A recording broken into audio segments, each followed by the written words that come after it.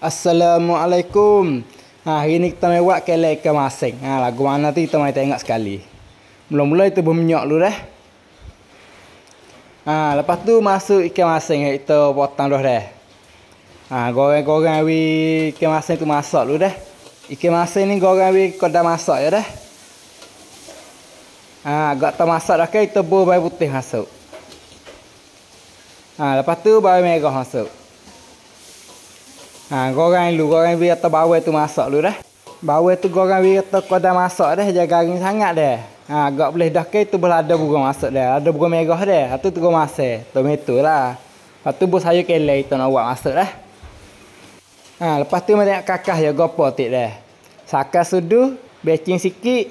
Lepas tu cicap kotong dah. Cicap kotong je banyak sangat sebab ke masing-masing dah ke.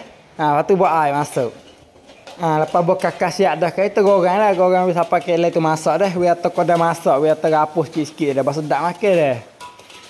Ni kadang ni boleh dah dah. Lepas tu boleh lah kita kek berpinggir dah. Kalau pihak kena aja lupa tekan like, tekan share. Lepas tu jangan lupa tekan tiktam, tekan follow ada. Lepas tu buat goreng dia sikit. Cara-cara ni mudah sekali dah ni. Pihak nak terawak boleh kita dah.